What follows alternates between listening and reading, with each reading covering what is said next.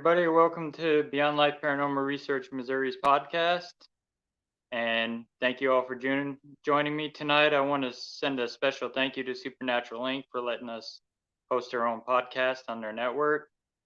And my guest tonight is the grandson of Ed and Lorraine Warren. He is the director and founder of the Warren's Legacy Foundation. And we're going to get right into it, because I know we're pressed for time and our guest is kind of tired tonight. So without further ado, we'd like to bring on Chris McKennell, the grandson of Ed and Lorraine Warren. Hey, good evening, Russ. How you doing? Good. How are you? Thanks for joining me, cousin. My pleasure, honestly. I'm not that tired. Don't worry. Right. I know I am. I've been up since 4:30 this morning. Yeah, I fell asleep at 4 this morning and woke up at 6. Yeah, I work at a school as a custodian, so I got to be there in the morning to open up. Man, I never liked third shift work. Yeah, I used to do overnight stuff too. But us paranormal investigators, we don't have a sleep schedule. No, we go when we're needed. Yep, exactly. So tell our audience a little bit about yourself. Sure. Well, as you mentioned, I'm the director of the Warren Legacy Foundation for Paranormal Research. And I've been working with my grandparents since 1980 on some of their biggest cases. Not Amityville, that was 4 years before me. But pretty much all the big ones. And after the first movie came out, we realized we really needed to expand, and I wanted to keep my grandparents' name alive. And I talked to my grandmother, and she absolutely loved the idea. So given that I've lived all over the world, I have also run with volunteers, done volunteer work most of my life. I was able to use that experience to start the foundation. I am incredibly proud of the people that I work with.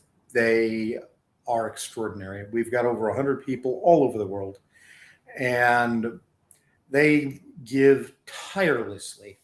All of our work is free, it is confidential. We don't advertise the private details of our clients. Of course, we'll talk about the stories, but that's only so we can educate the public, which is one of our goals. We want to help people to understand that just because you hear something in the night, or just because a coffee cup flies across the room, it doesn't mean it's evil. I mean, did it hit you? Or was it just trying to get your attention? Was it trying to say, yeah, there's something here? Right. We deal with a lot of that on some of our cases as well that we go out on, because we deal with a lot of residential. Hey, Carol, welcome. Nice to have you here. Hi, Carol. Welcome to the show. Thank you for joining us. I know my followers and stuff are going to ask me, why didn't I ask you about the Annabelle doll? Well, you don't have to. It's fine with me. I grew up with Annabelle. She's my nice sister. No, Annabelle came to the house when I was about 3 years old. Okay. 3 or 4.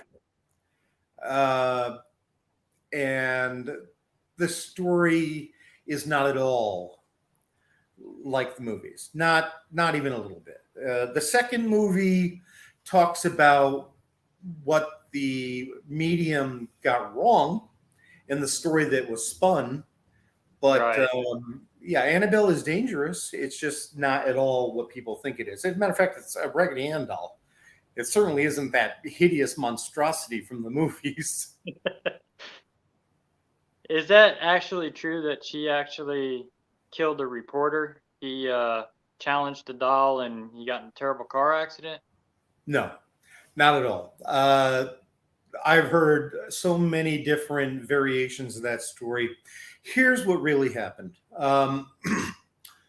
Not long after my grandparents brought the doll home, they really hadn't learned how to contain the energies yet. So it was actually sitting in a rocking chair down in the basement. And one evening, a friend of mine, Father Bill Charbonneau, came to the house. He had a brand new car. He was a young guy, and he was, really excited. And after showing off his car, he said, "Hey Ed, I hear you got this doll that attacks people." He says, "Yeah, Father, it's down in the basement. Would you like to see it?" So they went down there, and Father Bill picks it up, throws it across the room, and he says, "God is stronger than the devil." And my grandfather said, "Yes, Father, God is stronger than the devil, but no man is." And on his way home that evening, in his brand new car, a white light came out of the sky straight at his car. And he swears that just before he swerved off the road and into a ditch, he saw Annabelle in the light. The car was ripped in half. Excuse me a moment. I'm down in Paraguay, and we ended up with a pregnant cat that had been abandoned. And now I've got 4 kittens. Anybody wants to come down to Paraguay and pick them up? We're looking for a good home. This is Shuri, named her after the female character in Black Panther. Sweetheart, don't jump from there. This is not the bed. Huh? Yeah, I know. You want to grab her for me? Don't worry, you won't be on camera. I promise. She's like a parrot. She likes to sit there. Thank you. Meow. Adios. So, sorry. Anyway, the car went into the ditch. The car was ripped in half. Father Bill's leg was broken, but he wasn't killed. Now, my grandfather told a lot of stories about Annabelle, not all of which were true. He tended to embellish. He liked to tell ghost stories. Mm-hmm. I'm not like that at all. If I can't show you the proof, I'm not going to share it with you. Right. He used to talk about this young man on a motorcycle and his girlfriend who had come to the museum and taunted Annabelle and said, "If you're real, prove it to me." And supposedly Annabelle came at them on their way home on the bike, and they ran into a tree and he was killed instantly. There's absolutely no record of that ever happening, so I don't think it ever really happened. Right. Now, what kind of cases have you worked on with your grandparents? The Nun, the movie The Nun. Yep. That one, the nun doesn't exist. But there is a character in the movie called Frenchie. And at the end, during the credits, you will see the exorcism of the man called Frenchie.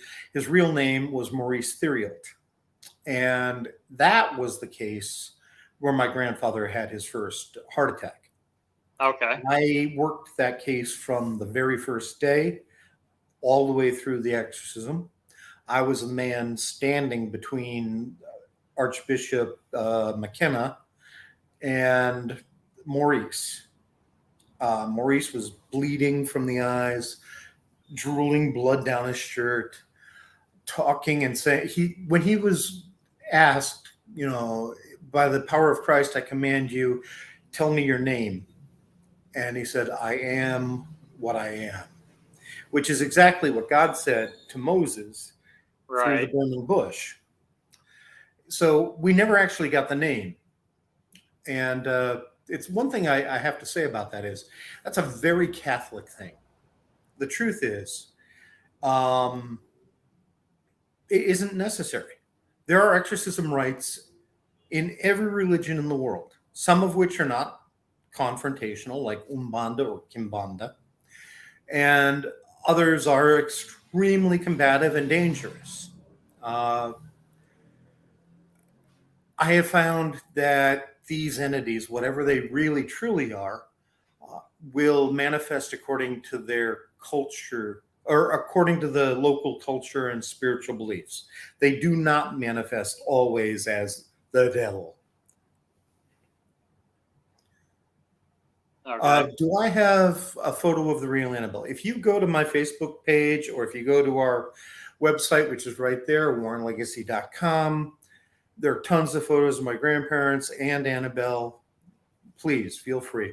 You can also go to the Warren Files YouTube channel, where we've got over 100 videos. We'll talk about cases, talk about the real paranormal, talk about UFOs and everything else, but it's done without sensation. This is to teach. I am a professor. I am not an entertainer. Sorry. So if you want to hear about Annabelle, there's a video I did a few years ago that really does delve into the entire story. Okay. Yeah, I'll definitely check that out as well. Also, What is it? The Haunting in Connecticut? yep. That movie? That was my case. I ran the entire case. I was there 9.5 weeks, every single night in a haunted funeral parlor. And that was a bad one. But the movie is a piece of garbage. And so is the book, In a Dark Place. The ghostwriter who wrote that one did a terrible job and then blamed my grandfather. But the truth is, I gave him minute by minute notes of every single thing that happened in that case for 9.5 weeks, and he didn't use a bit of it. Oh, wow. Also, The Haunted, that book, which was it's a movie that's currently still on YouTube. I was in that one. I was in college during that one. So yeah, those are some of the more famous ones. So you worked with your cousin John Zaffis on that one. Yeah, that was his first case. I was there to teach him. Oh, nice.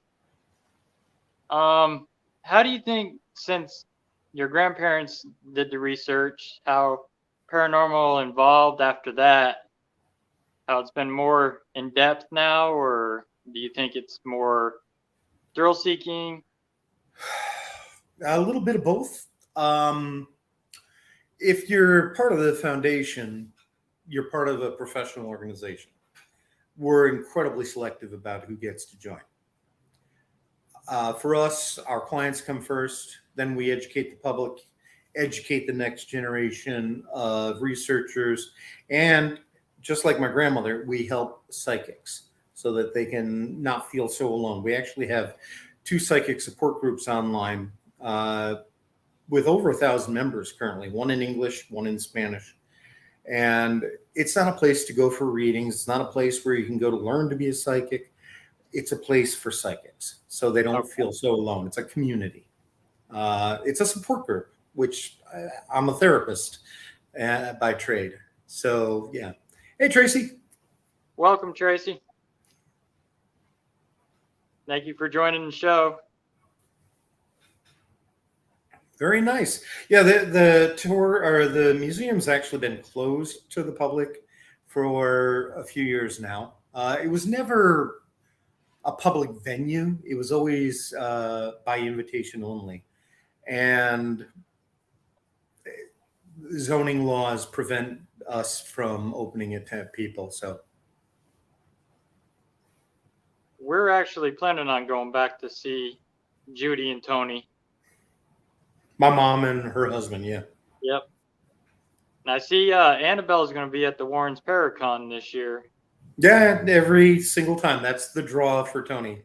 That's why people go. I don't agree with that. I don't think my grandfather would have agreed with that, but we don't have a vote. Right. But I think it's rather dangerous, to be quite honest. That's what I hear. I've watched some of Ed's interviews that he's done over the years of the Annabelle doll and a lot of the artifacts, like the shadow doll that supposedly kills people in their sleep. Yeah. Yeah, I don't know how much of that is true either, unfortunately. I mean, don't get me wrong. The weird thing is, and I've never quite understood this, the real details of some of these cases were far worse than anything he talked about or anything that have shown up in the movies or the books. And I'm like, seriously? Why are you making stuff up? And I think it was because they worked 10,000 cases. And I've gotten to that point myself in my career. I've worked well over 10,000. And I can't remember any of them. I don't even remember the ones I'm working on now, because there are far too many. And if I don't have the notes in front of me, I'm, unless it's an extraordinary case, in which case, yes, I absolutely will remember. But most of the time, it's just somebody who comes to you and I've heard footsteps at night. Okay. Did you check and make sure it's not your plumbing, make sure there's nobody in the house, et cetera, et cetera. And has anything bad happened to you? No. Okay. Well, my dog's looking. Yeah, dogs are sensitive. That's fine. But, it's probably your grandmother or the old man that used to live in the house. And it's Right. nothing to be afraid of. So it's your terror that has turned something that's purely innocent into something scary. Well, I think some of it's psychological. Like Oh, there's absolutely. things that we deal with that some people have schizophrenia, they were on drugs or something like that, Yep. and they think they're hearing stuff and there's actually nothing there. 90% of our cases have a psychological basis. Either it's domestic violence, somebody's on the autistic spectrum, which when they are very often extraordinarily psychic. And they can project that energy and they can manifest things. I truly believe that people on the spectrum may be the next step in our evolution. And they can be quite gifted. But we always look for those underlying reasons for a person to be vulnerable to the paranormal. And we treat that, we're very holistic in our approach. We treat that as well as the paranormal. If you don't deal with both, you can end up with a very tragic circumstance, which I did learn in the Maurice Theriault case. He had been abused by his dad. He had been horribly, horribly abused. And one day his dad called him and said, Maurice, I just want you to know I love you. First time he ever said that to him. And then while Maurice was still on the line, his father put down the phone, picked up his gun, went in the next room, killed his mother, and killed himself. And Maurice heard the whole Wow. thing. And my grandfather and I both thought that it was Maurice's father that was attacking him, that was taking him over. We had taken him to the graveyard on our very first visit there. And we said, maybe if you forgive him and tell him that you love him, then he'll stop hurting you. Nope. It punched him so hard under the chin, we heard it. And he flew backwards 9 or 10 feet through the air and flat on his back. And I was there constantly, even though I was still going to college.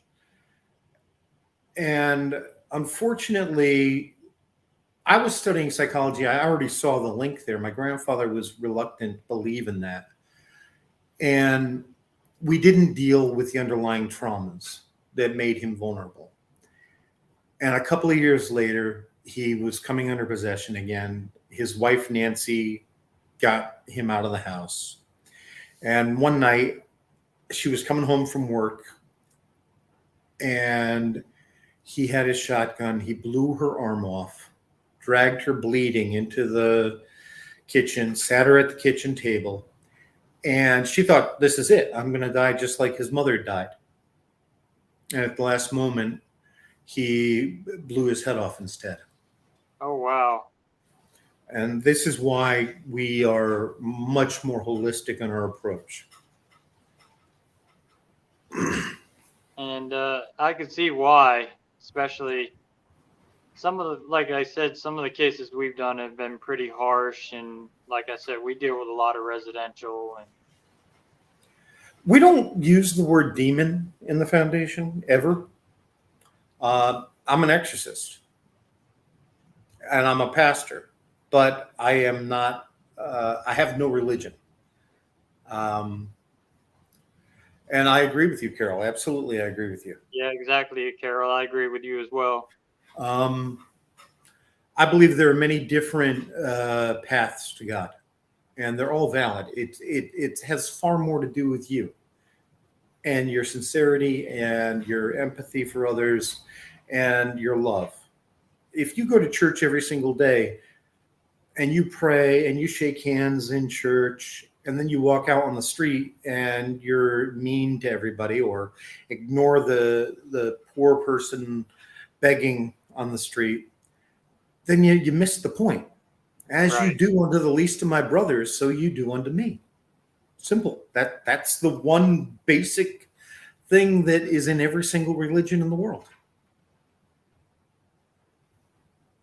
Yeah, definitely. I mean, I agree with you there. You know, you had asked me earlier, and I didn't really answer your question. I hate paranormal shows. They're fake.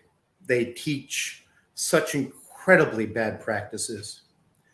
Um, I don't like the YouTube crap where people go in, stir things up to get a 2-second video or to fake a video, and then they leave the family in trouble. Right. So that ego, no, we don't accept that. Um, I agree with you, Carol. Shadow work is a very important thing to do. And but for people who don't know, shadow work is working with the dark side of your life and the pain and everything else to let it go, to work through it so that you can have a better life. I always say, and I've been there. I spent years depressed. I spent 10 years in a recliner or a wheelchair on oxygen, um, incapable of taking care of myself. I had nurses 65 hours a week taking care of me. And it was only when I realized that I'm the author of my own life and I can change that. And I did. I lost 235 pounds. Now I'm living all over the world, learning, helping people, making a difference. We all have that power. We all have that ability. And there's this, it's going to sound trite, but this attitude of gratitude that if you have that, it changes your brain chemistry for the better. If you take a moment every single day, write down 3 things you're grateful for in a notebook, or be very aware of the moment. For when you're walking down the street and you see some pretty purple flowers from a tree, that's special. Take that moment. Take that moment and say, yeah, that's pretty. That's special. You know, people often get so lost in their pain, they're oblivious to all the great things going on around them.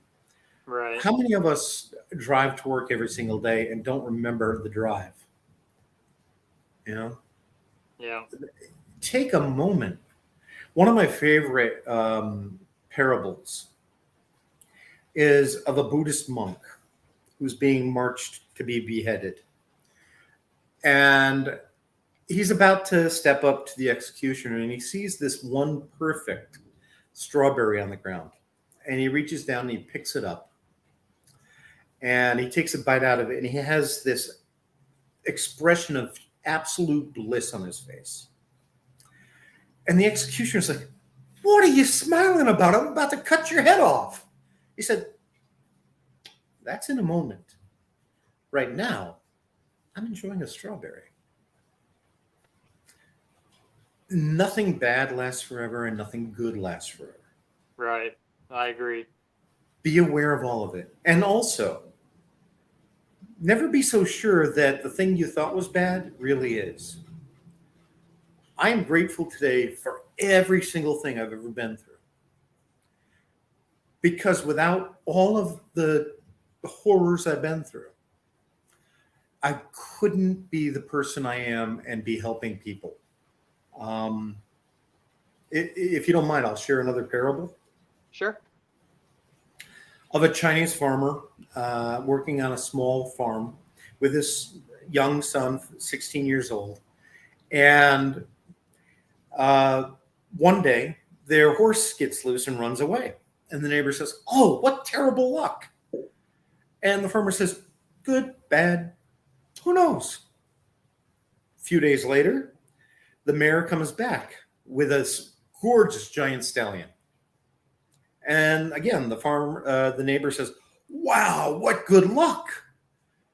And the farmer says, "Good, bad, who knows?"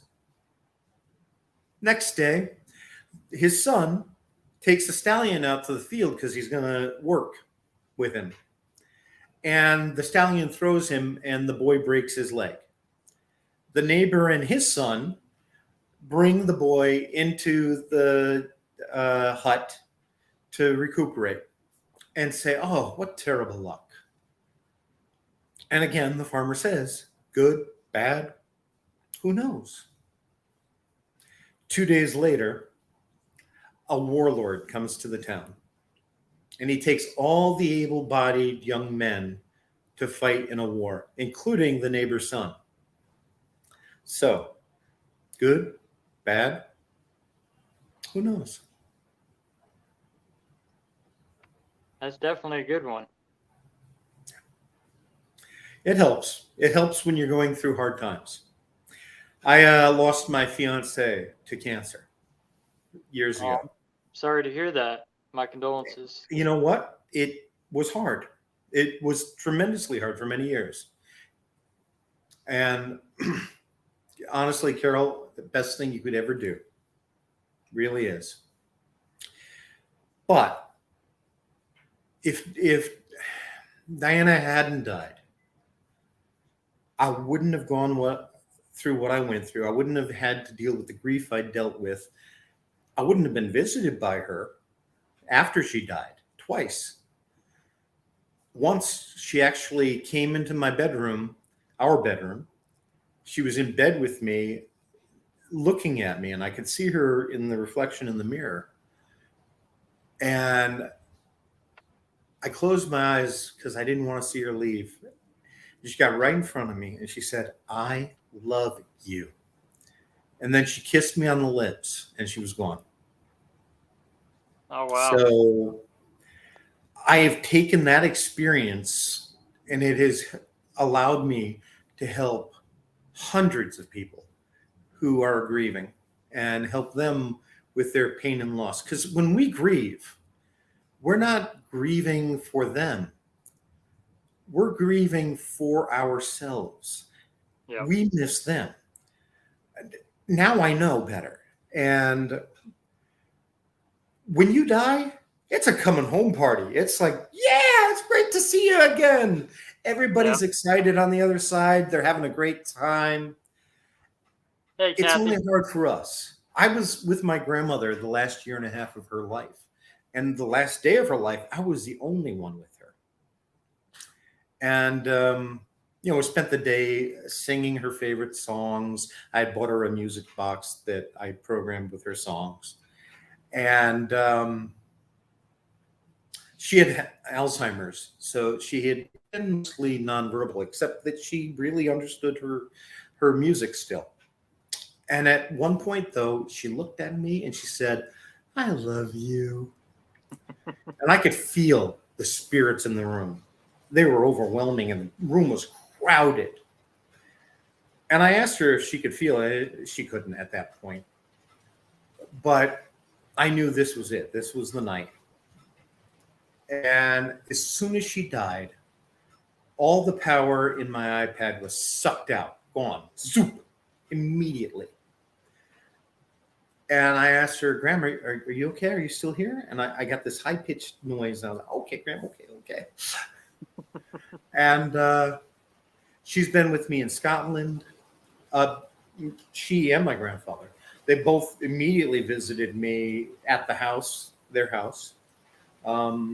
They helped me she helped me to cross over a little child at a tuberculosis sanitarium in Costa Rica. Okay. And then during an interview, I was asked in Peru, in Lima, I said, I had mentioned that story, and they said, "Are they with you now?" I said, "No." Now I was sitting next to a medium, and all of a sudden, my grandmother comes up and gives me this hug, and the medium's like, I was like, "Oh, wait a minute, yeah, they're here." I think they run through a lot of us paranormal investigators to Yeah, kind of see what actually, we're they've doing. been appearing to some of our clients. Well, my grandmother especially, and lots of the people that work for the foundation have had visitations from my grandmother. She's extremely happy with us, very, very proud of us. Um, and yeah, I feel really blessed. She was definitely on my Um, list to meet. Was both I'm your sorry? grandfather and your grandma. They were on my list to meet. I really wanted to meet them. I idolized both of them, and when I started at a young age in paranormal field. Kathy, to answer your question, my grandmother's favorite scent was lavender. And no, I haven't smelled it, but I have the worst sense of smell. I've only had one experience where that happened to me, and that was with Padre Pio. That was in the case known as The Haunted in West Pittston, Pennsylvania. Um,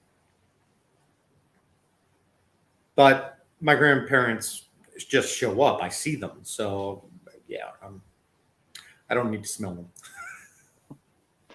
I And my know. grandfather, I don't recall him ever putting on any kind of cologne or anything.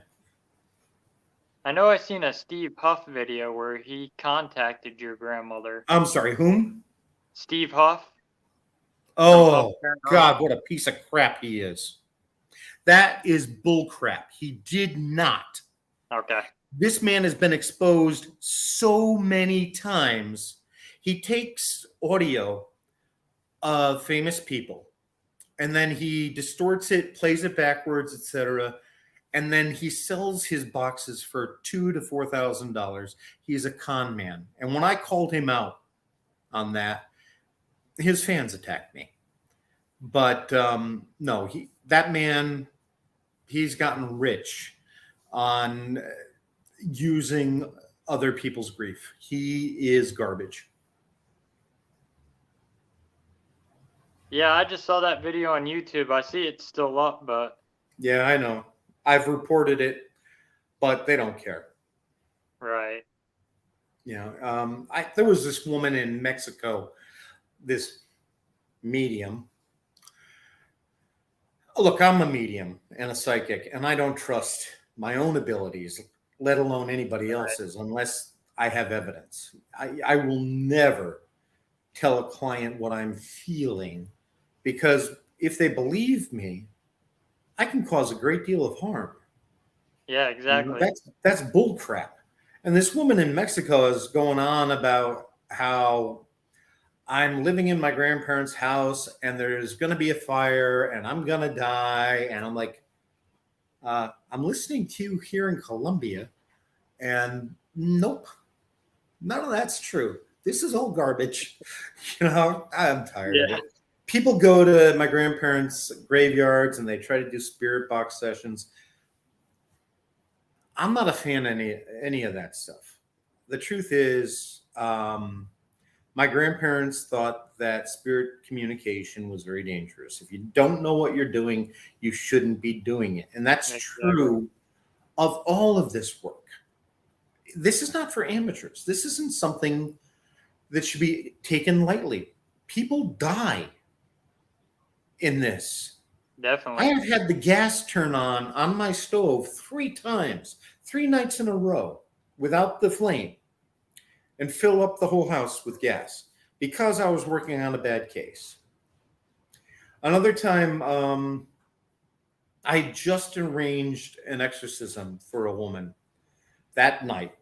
And 2 o'clock in the morning, All of a sudden, my TV blares on, the computer's screaming some music, and I was with a friend, and she's like, "Oh my God, let's go check it." No, no, no, just ignore him.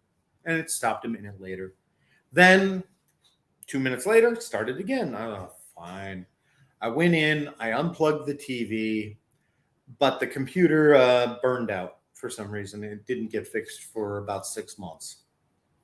So yeah, there are repercussions, and energy manipulation is the simplest thing that a spirit can do. So you don't need this expensive equipment that everybody wants to buy. I Right. use an iPad, and that's enough. If they want to communicate with me, they can. You know, it's ridiculous to waste your money on these things. Get an old transistor radio, put it to the white noise, and if they want to distort the sound to make something come through, they will. They Right. can. But make sure you're protecting yourself before and afterwards.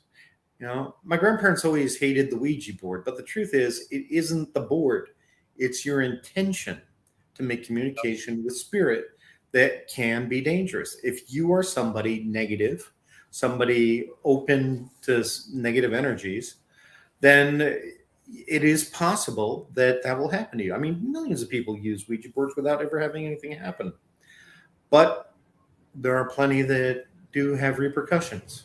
Yeah, we've dealt with a few that have done Ouija boards and they did them for the wrong intentions. Yeah. Yeah. I'm just looking at your messages here. Um, yeah. When a person passes, it can be an incredibly beautiful experience. It can be tough, but you have to remember dying is the hard part. Dead isn't hard. Yeah, all that's happening is the car that you're driving is breaking down, and you're about to get out, and you're about to go on your way. You know, people. The body's the car, by the way, just so you know. People get all scared of death, but we use this body to move through life, to work out Right. things that we need to learn. Karma isn't about good and evil or bad and good acts. It's about the connections you make in life that you can't let go of, that you have to work out in subsequent lifetimes. My grandparents both believed in reincarnation. Matter of fact, my grandfather taught me regression hypnosis when I was 16. And I remember plenty of my lifetimes. I wasn't the same person. I had totally different experiences.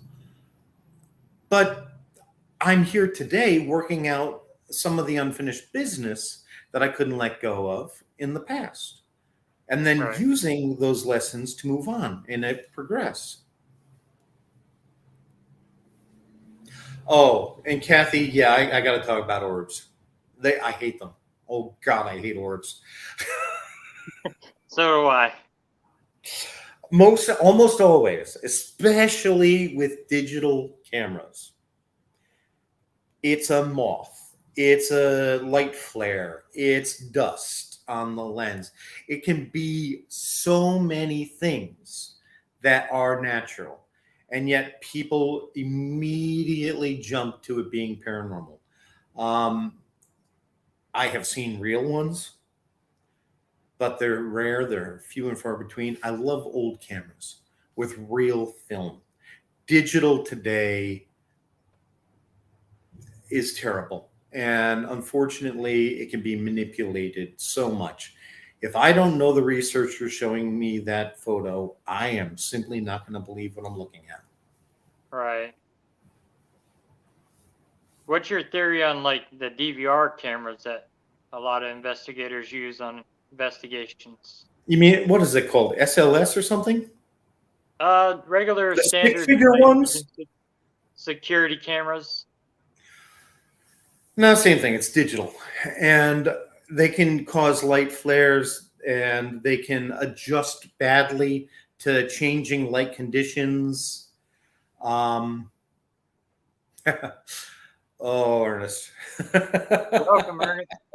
I know him. He's part of the Cold Spotters group that My we're first part of. case. was my first case was the only case that's ever scared me. I had already been afraid my whole life of the dark. I was terrified of the experiences I was having at home. And at 16, my grandfather brought me on a poltergeist case. Just he, myself, a man named Paul Bartz, and the husband and wife that lived in the home. It was right out of Hollywood. I mean, it was pounding walls as soon as we walked in and clawing in the walls and growling, and the walls were shaking. And they were using religious provocation, trying to summon this thing so that they could figure out what they were dealing with while I'm upstairs sitting in the dark in the master bedroom where the wife had been attacked once, and listening to all this going on. And then at 3:00 in the morning, these two hulking black shapes come down the stairs. The woman starts screaming that her face is on fire, and we see that she's got 3 claw marks on the left side of her face and blood dripping down. Oh, wow. And the pot with the Holy Church incense in it flies out of the kitchen straight at my head, just barely missing me, hitting the window behind me. The shade flies up. The pot flattened, and yet the window didn't break. The lights start going on and off. She's screaming she wants to get out of the house. I'm like, yep, I'll help you. I run to the door, and the door won't open. And we'd already been through there. And then the recliner I'd just been sitting in tumbles across the room at me. And then the door opened by itself. And she and I got out while my grandfather sat there experiencing this whole stuff. Just, yeah, okay. Okay. After that night, for the first time in my young life, I went home and I slept in the dark. It was burned out. I had my baptism of fire. And yeah, I worry about my loved ones. That can scare me now. I can worry about my clients occasionally if I really think they might be capable of harming themselves. But that was the only time I was ever absolutely creeped out. Wow. Yeah, that sounds like an interesting case. Did you work with your grandfather on the Endenfield poltergeist? Oh no, that was just before me. That was probably 1978, Yeah. I think. And my grandfather and grandmother, they were sent there by the church, but they weren't there long. Probably 5 or 6 days. It was actually Maurice Grossman, a man in England, who worked that case for 2 years. As a matter of fact, I don't know if it's still on YouTube, but there was a great BBC miniseries called The Enfield Haunting that really gets into it. My grandfather did come back with terrific audio recordings of these voices. The Conjuring 2, which deals with Enfield and Amityville, and The Nun. There's no connection between Amityville and Enfield at all. None. But James Wan wanted something to connect them, and he created The Nun. And the details are completely incorrect on both of them. All of the Conjuring movies are based on true cases. They're just, the details are very distorted. Yeah, more for entertainment purposes. Yeah, well, that's Hollywood. Once you sell your soul to Hollywood, they have complete and absolute control. Right. I did get to meet Andrea Perrin from the first Conjuring.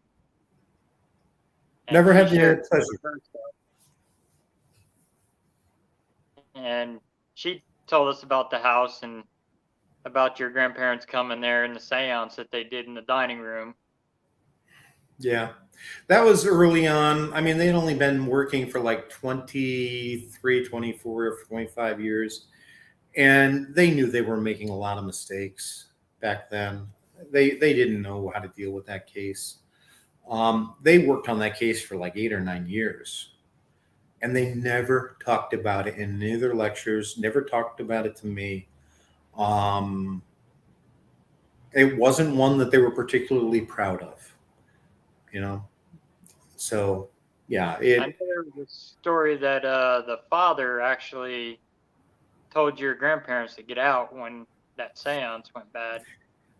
yeah, I've heard that story, and supposedly he punched my grandfather. Yeah, that's another rumor I heard, but I didn't think it was true or Oh anything. yeah, I can't imagine that one. My grandfather would have. Oh no, no, no! I don't believe that. Do I? Oh, do I think that someone could have PTSD from bad paranormal experiences? Absolutely, absolutely, friggin' Yeah, we definitely. just got done working on a possession case in Oklahoma. This poor girl was already dealing with PTSD and depression, but we got her the necessary help she needed. She's free today. She's coming into her own power. My grandmother showed up for her, for me, for another researcher to reassure that researcher that it really was my grandmother, which I thought was sweet. Um, and she's going to have more PTSD she's going to have to deal with, but she's getting the help she needs. And I am so proud of her. I was so worried about this poor young lady. She had been through hell her whole life. And today she is living her best life. She's surrounded by loving people. My researchers have gone above and beyond for this young lady, and they should be commended. They are extraordinary. I am so proud of them. I'm not proud of anything in my own life, but I am certainly proud of seeing the good works that these people do. That's awesome. We just got done also with a case in Oklahoma dealing with a client that was playing with Satanism stuff. And Yeah, that can be a pain in the ass. yeah, Thank you it very turned much, out Carol. pretty bad. Thank you. But it isn't me. I'm just I'm the figurehead. Um, Without the amazing people in the foundation, none of this would be possible. They're the ones that make it work. Um, we've got an archbishop in Bogota who's extraordinary. We've got another priest in California who's a former Marine. He's amazing.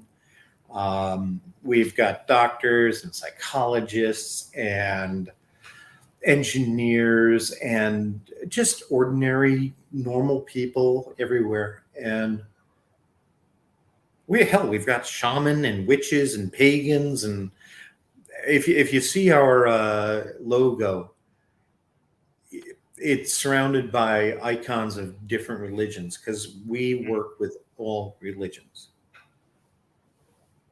What advice could you give some young investigators that are starting out that want to do this stuff and actually help people?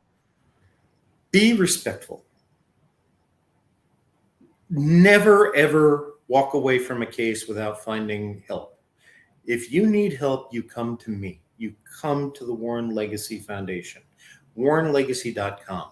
There are plenty of links on there to ask for help. I hate it when they go in and they say, "Oh, you got a demon," and then they leave the poor family in terror because that word carries weight. And 99 out of 100 times, I promise you, it ain't a demon. Yep. You know, it is something that these people didn't have the experience to deal with. And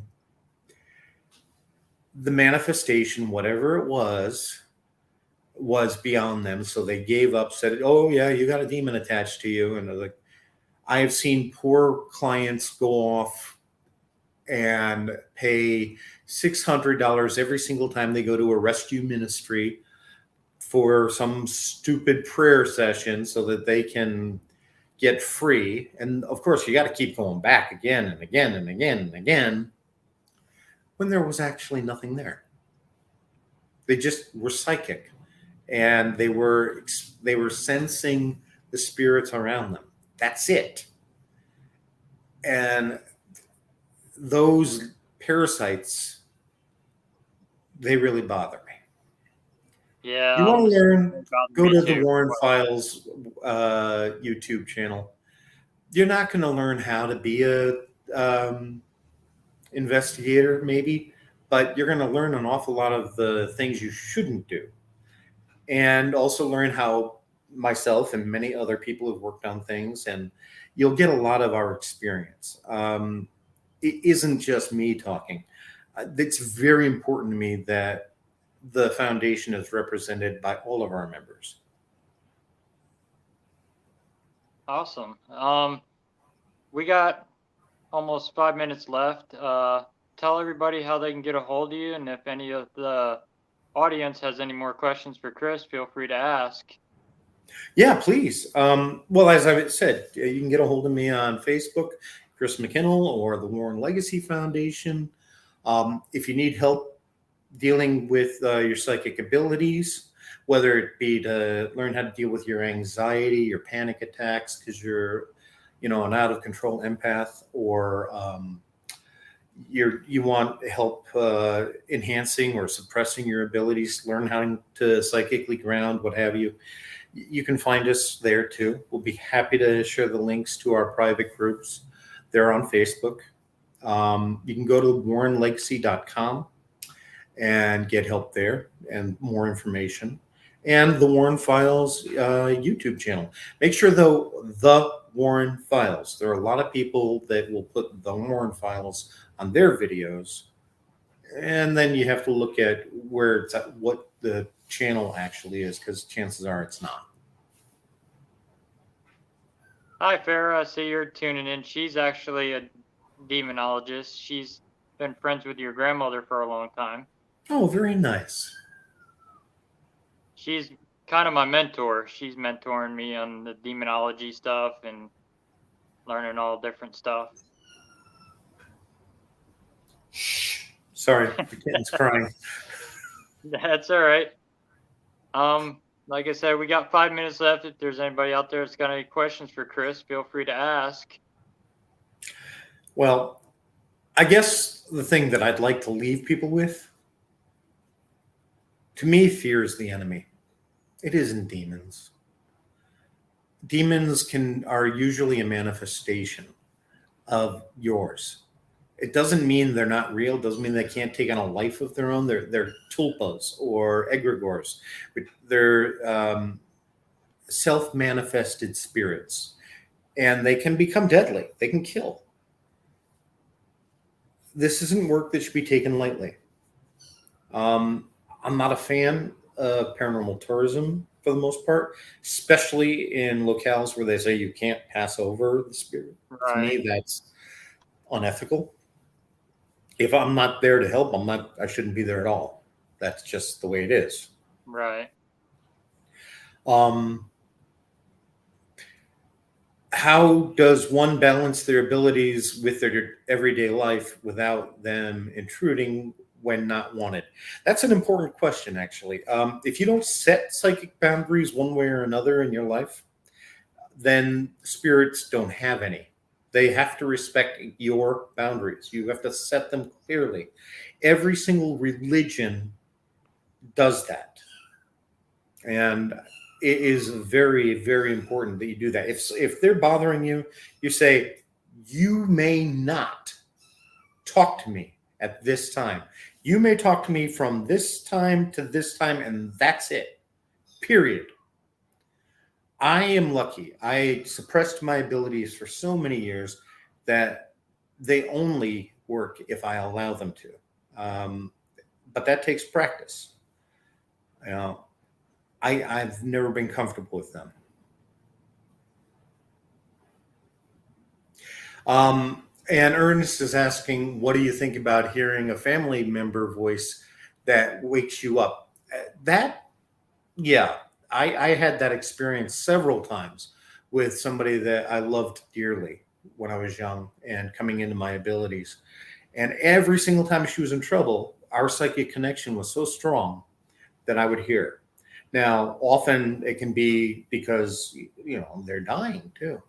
or they died, or they're about to die. But it doesn't mean that that's always the case. It can just be that you have a strong psychic connection with them, that maybe you were even astral projecting and you reached out to them and they sensed it and they themselves subconsciously yelled out to you. So that could, and then that brought you back to yourself. So that can easily be it as well.